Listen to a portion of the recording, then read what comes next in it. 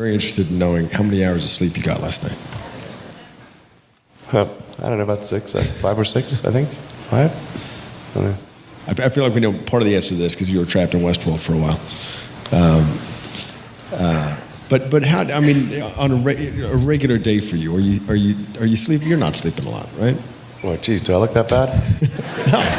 No. You look great. Oh, but thanks. we just imagine with the amount of responsibilities, with the amount of, with what you've got going on, do these problems still keep you up at night, or do you think we're on our way to solving them? Well, right now, the only things that are really stressing me out in a big way are AI, obviously. That's like always there.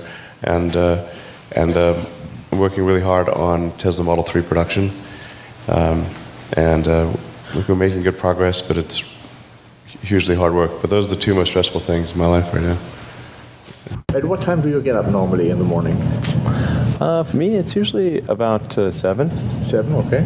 But I go to bed late, so usually I go to bed around 1 a.m. or so. 1 a.m. Yeah. And you start the day with a real breakfast, or just with a coffee, or with a water? That also varies a lot. I think it's probably true that having a good breakfast is a good idea, but usually I don't have time for that. So sometimes it's made for me, but probably half the time I don't have any breakfast. I had to have like coffee or something like that. And a Mars bar with it? Mars bar, sure. And I'm trying to cut down on sweet stuff. So, but I think I probably should have like an omelet and a coffee or something like that. That seems like probably the right thing. And sometimes I do have that. Okay, so you're CEO of 2 companies. You're chairman of Solar City. Talk about time management. How on earth do you do this? Well, do you get any sleep?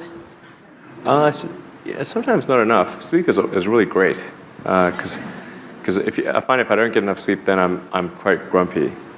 Obviously, I think most people are that way.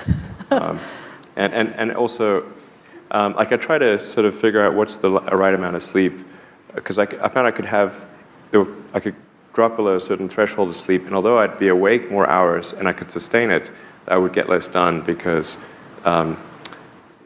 my mental acuity would be affected. So I found generally the right number for me is around 6 to 6.5 hours on average per night. That's not too bad. Yeah. Right. And any other tips That is an average, though. Right. Any other tips on just managing to run 2 companies simultaneously? I mean, do you find? I know you're up here Monday, Tuesday. Is it all Tesla when you're up in Silicon Valley, and all SpaceX Wednesday, Thursday? Having a having a smartphone is incredibly helpful, because that means you can do email during interstitial periods, like if you're in a car, you're walking in the bathroom, everywhere. You can do email practically when you're awake, and so that's really helpful to have email for SpaceX and Tesla integrated on my phone, and then it's just you have to apply a lot of hours to actually working. So the way I generally do it is I'll be working at SpaceX on Monday, and then Monday night fly to the Bay Area, spend Tuesday and Wednesday in the Bay Area, then at Tesla, and then fly back on Wednesday night, spend Thursday and Friday at SpaceX. In the last several months, then I would fly back here on a Saturday and either spend Saturday and Sunday at Tesla or spend Saturday at Tesla and Sunday at SpaceX. And where do the boys fit in? You have 5 sons.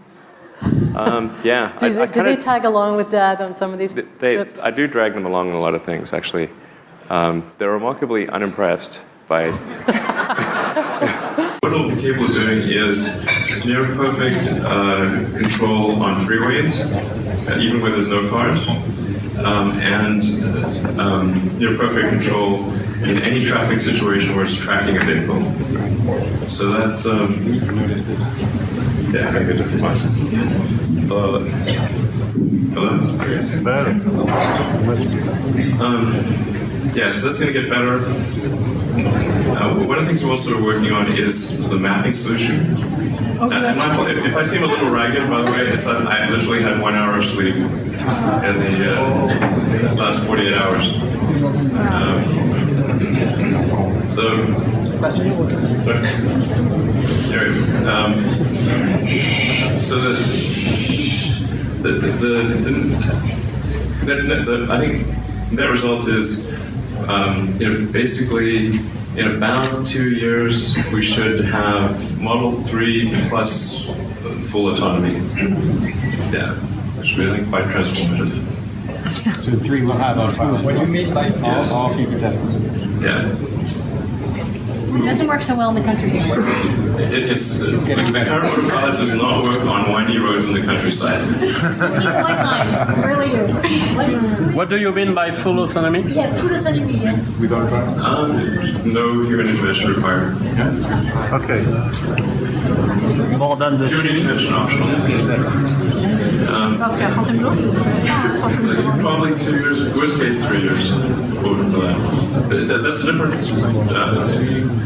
Regulatory approval is a separate track. But in terms of if it being technologically done, it's in the 2 to 3 year time frame.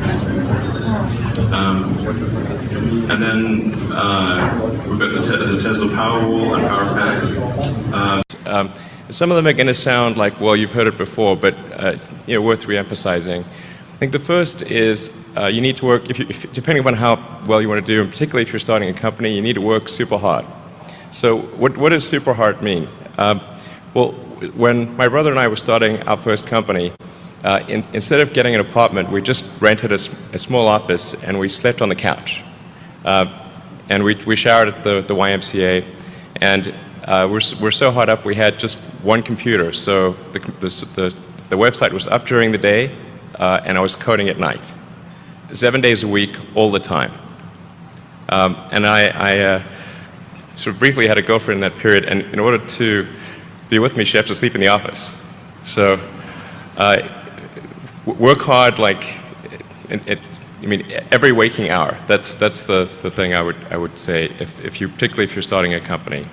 And if you do simple math, you say like, okay, if somebody else is working 50 hours and you're working 100, you'll get twice as much done in the course of a year as the other company. The other thing I'd say is that if you're creating a company or if you're joining a company, the most important thing is to attract great people. So either join a group that's amazing that you really respect, or if you're building a company, you've got to gather great people. All a company is a group of people that have gathered together to create a product or service.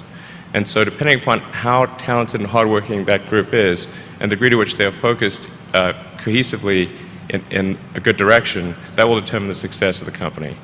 So do everything you can to gather great people if you're creating a company. Then I'd say focus on signal over noise. A lot of companies get confused. They spend money on things that don't actually make the product better. So, for example, at Tesla, we've never spent any money on advertising. We put all of the money into R&D and manufacturing and design to try to make the car as good as possible. And I think that's the way to go. So for any given company, just can keep thinking about, are these efforts that people are expending, are they resulting in a better product or service? And if they're not, stop those efforts. And then the final thing is to sort of don't just follow the trend.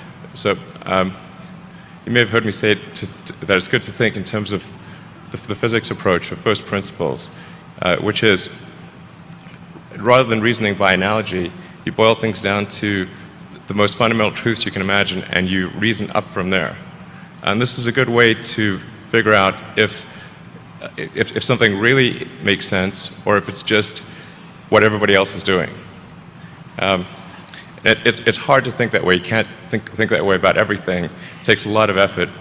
But if you're trying to do something new, it's the best way to think. And that framework was developed by physicists to figure out counterintuitive things like quantum mechanics. So it's really a powerful method. Anyway, so that's, and then I think that the final thing I would encourage you to do is, now is the time to take risk. You don't have, yeah, you don't have kids. Your obligation. Well, sorry, probably don't have kids.